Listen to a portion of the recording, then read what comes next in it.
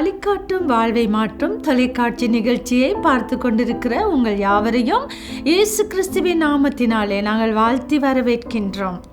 இந்த காலையிலும் உங்கள் மத்தியிலே நான் ஒரு கேள்வியை முன்வைக்க விரும்புகின்றேன்.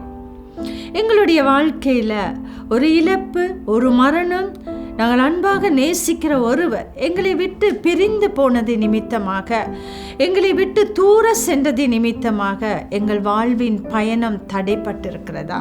நாங்கள் நினைத்து செய்ய வேண்டிய காரியம் அல்லது முடிக்க வேண்டிய ஏதோ ஒரு காரியம் இந்த இழப்புகளினால், பிரிவுகளினாலே, துக்கத்தினாலே, வேதனையினாலே தடைப்பட்டு ஒரே இடத்திலே முடங்கி இருந்திருக்கின்றதா? ஆம், எங்கள் அனைவருக்கும் அப்படிப்பட்ட அனுபவங்கள் எங்கள் வாழ்க்கையில் நாங்கள் பெற்றிருக்கலாம். அல்லது இப்பொழுது கூட நாங்கள் அப்படிப்பட்ட சூழ்நிலையிலே இருக்கிறவர்களாக கூட இருக்கலாம். பிரியமானவர்களே, இவ்வாறு தான் நாங்கள் யோசுவா 1 அதிகாரத்தை பார்க்கும் பொழுது, இந்த இஸ்ரவேல் மக்கள் கானான் தேசத்துக்குரிய பயணத்தை 39 ஆண்டுகளாக கடந்து அவர்கள் யோசுவாவின் 1 அதிகாரத்துக்கு வரும் பொழுது, இந்த இஸ்ரவேல் புத்திரர் யாவரும் யோர்தான் நதியின் கிழக்கு கரையிலே வாக்குத்தத்தம் பண்ணப்பட்ட தேசத்தின் விளிம்பிலே கூடாரமிட்டு இருக்கிறதை நாங்கள் காண்கிறோம். அதற்கு முன்பாக வருகிற நாங்கள் பார்க்கலாம், உபாகமம் 34 அதிகாரத்திலே 8வது வசனத்தை பார்க்கும் பொழுது, அந்த 8வது வசனம் சொல்லுகிறது, இவர்கள் அந்த கிழக்கு கரையிலே முகாமிட்டு 30 நாட்கள் மோசேயினுடைய மரணத்துக்கு துக்கம் கொண்டாடி கொண்டிருக்கிறதை நாங்கள் காண்கிறோம். இவர்கள் இப்பொழுது கானானை நோக்கி பயணம் தொடர வேண்டும்.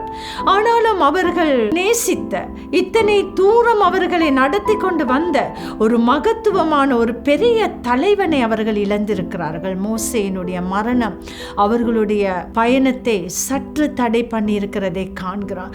இங்கு யோசுவாவை பார்க்கும் பொழுது கூட யோசுவா ஒரு கலங்கிய நிலையிலே காணப்படுகிறதை நாங்கள் காணலாம்.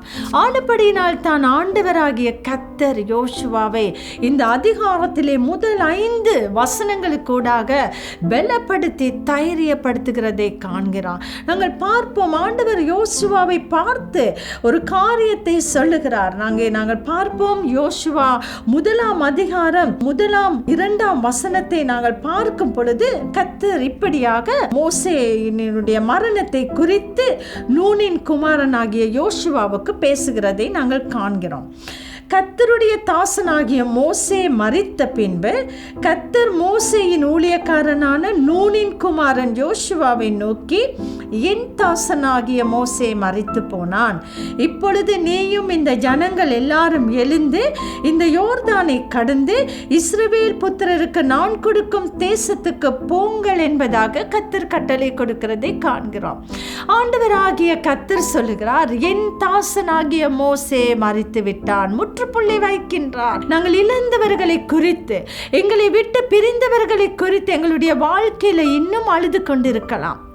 அந்த துக்கம், அந்த வேதனையோடு நாங்கள் புதிய காரியத்தை முன்னெடுப்பதற்கு பல தடைகள் எங்களுக்கு காணப்படலாம். எங்களுக்கு முன்னேற முடியாத சூழ்நிலைகள் காணலாம். இங்கேயும் அப்படித்தான். இங்கே மோசேயினுடைய மரணம் இஸ்ரவேல் மக்களுடைய இருதயத்தை புரட்டி போட்டிருக்கிறது. இஸ்ரவேல் மக்களை துக்கப்படுத்தி இருக்கிறது.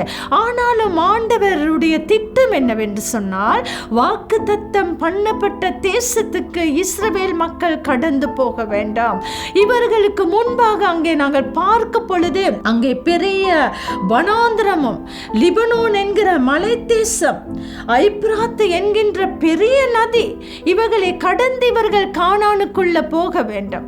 இப்பொழுது இவர்களுடைய சூழ்நிலைகளோ துக்கம், அதைரியம், பயம் நிறைந்து போயிருக்கிறது. யோசுவா கூட கலங்கி போன ஒரு நிலவரத்திலே இருக்கிறார்.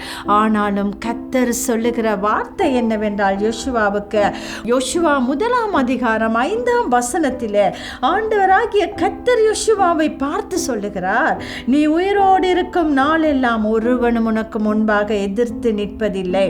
நான் மோசேயோடு கூட இருந்தது போல உன்னோடும் இருப்பேன். நான் உன்னை விட்டு விலகுவதும் இல்லை, உன்னை கைவிடுவதும் இல்லை என்கின்றதான வாக்கு தத்தத்தை கொடுக்கிறார். அடுத்த வசனத்திலே கர்த்தர் சொல்லுகிறார், பலம் கொண்ட திடமனதாயிரு, இந்த ஜனத்தின் பிதாக்களுக்கு நான் கொடுப்பேன் என்ற ஆணையிட்ட தேசத்தை நீ இவர்களுக்கு பங்கிடுவாய் என்று யோசுவாவை பார்த்து கர்த்தர் சொல்லுகிறார்.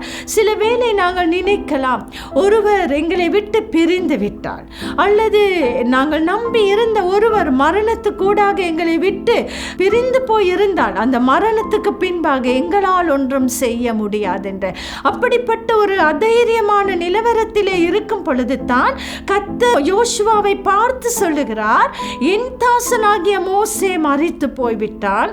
உன் கண்களுக்கு முன்பாக இருக்கிற இந்த வனாந்தரம், இந்த லிபனோன் என்கிற மலைநாடு, இந்த பெரிய நதியாகிய ஐப்ராத்தை நீ கடந்து போ, நான் உன்னுடனே இருப்பேன் என்று சொல்லுகிறார். பிரியமானவர்களே, எங்களோட வாழ்க்கையில இழப்புக்கள், மரணங்கள் எங்களை புரட்டி போடலாம். கர்த்தருடைய திட்டம் ஒரு நாளும் எங்களை புரட்டி போடுவதில்லை. ஆண்டவர் அந்த திட்டத்தை எங்கள் மத்தியிலே வைத்தார் என்று சொன்னால் அந்த திட்டத்தை கொண்டு செல்வதற்கான பலத்தை எங்களுக்கு கொடுக்கிற வல்லமை உள்ள கர்த்தராய் இருக்கிறார். ஆண்டவர் சொல்லுகிறார், நீ கடந்து போ, நான் உன்னுடனே இருப்பேன். நீ அந்த தேசத்தை இஸ்ரவேல் மக்களுக்கு நீ பங்கிட்டு கொடுக்க போகிறாய். ஒருவரும் உனக்கு முன்பாக எதிர்த்து நிற்பதில்லை. நான் யோசுவா, நான் உன்னோடு கூட இருப்பேன். நான் மோசேயோடு இருந்த வண்ணமாக நான் உன்னோடு கூட இருப்பேன். பலம் கொண்டு திடமனதாய் இரு என்று கர்த்தர் முதலாவதாக யோசுவாவை பலப்படுத்துகிறதை காண்கிறோம்.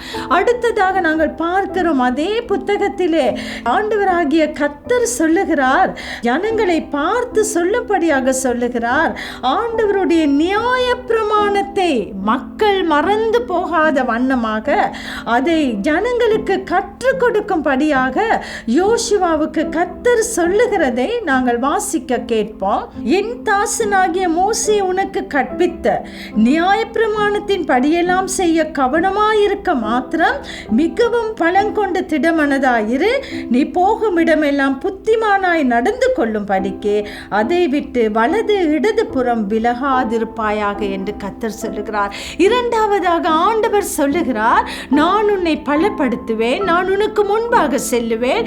நீ காண்கிற இந்த வனாந்திரம், லிபனோன் என்கின்ற பெரிய மலை, பெரிய நதியான ஐப்ராத்து, இவர்களை கடந்து இந்த மக்களோடு கூட நான் வாக்கு கொடுத்த கானான் தேசத்துக்கு இவர்களை நீ அழைத்து கொண்டு போகும் வரையிலும் நான் உன்னோடு இருப்பேன். அடுத்ததாக கர்த்தர் சொல்லுகிறார், மோசே உனக்கு கற்பித்து கொடுத்த நியாய பிரமாணம் உன் வாயை விட்டு விலகாதிருப்பாயாக. அவைகளை நீ அனுதினமும் தியானித்து அவைகளை கற்றுக் கொடுக்கும் பொழுது நீ உன் வழியை வாய்க்க பண்ணுவாய் என்று கர்த்தருடைய வார்த்தை யோசுவாவை பலப்படுத்துகிறது. பிரியமானவர்களே, எங்களுடைய வாழ்க்கையிலும் ஆண்டவர் எங்களோடு கூட வருகிறது மாத்திரமல்ல, நாங்கள் அவருடைய வாக்கு தத்தங்களை, அவருடைய வசனங்களை, அவர் எங்களுக்கு கொடுத்த ஜீவனுள்ள வார்த்தைகளை விட்டு விலகாமல் இருக்கும் பொழுது எங்களுடைய வாழ்க்கையிலே வழிகளை நாங்கள் வாய்க்க பண்ணத்தக்கதாக ஆண்டவர் எங்களை ஆசீர்வதிப்பார். எங்களுடைய வாழ்க்கையில ஆண்டவருடைய வாக்கு தத்தம் மாத்திரமல்ல, அவர் எங்களுக்காக பெற்றுக் கொடுத்த நியாய பிரமாணத்தை போன்ற தேவனுடைய வசனத்தை நாங்கள் அனுதினம் தியானிக்க வேண்டும். அந்த வசனத்தை நாங்கள் பிடித்து கொள்ள வேண்டும். அந்த வசனம் எங்களை வழி நடத்தும். அந்த வசனம் எங்களை பலப்படுத்தி எங்களை முன்னோக்கி அழைத்து செல்லுகிறதா இருக்கிறது. இந்த காலையில எங்களுடைய வாழ்க்கையில எந்த சூழ்நிலையில எந்த விதமான கஷ்டங்கள் மத்தியிலும் நாங்கள் கடந்து போகிறவராய் இருக்கலாம். கர்த்தர் எங்களுக்கு முன்பாக சென்று நடந்து கடந்து போவதற்குரிய பலத்தை எங்களுக்கு கொடுக்க வல்லமை உள்ள கர்த்தராய் இருக்கிறார். அவருடைய கரங்களை பிடித்து கொள்வோமா? அவருடைய வசனத்தை பற்றி கொள்வோமா? கடந்து போக ஆண்டவர் எங்களை வழி நடத்தி கொண்டு செல்வாராக. கண்களை மூடி ஜெபிப்போம். அன்பின் ஆண்டவரே, இந்த நிகழ்ச்சியை பார்த்து கொண்டிருக்கிற ஒவ்வொருவரையும் இந்த காலையில் பலப்படுத்துங்கள். உமது வசனத்தை பற்றி பிடித்து கொண்டு உங்களோடு கூட முன்னேறி செல்லத்தக்கதான கிருபையை கொடுத்து வழி நடத்துமாறு இயேசுவின் நாமத்தில் ஜெபிக்கிறோம் நல்ல பிதாவே, ஆமேன்.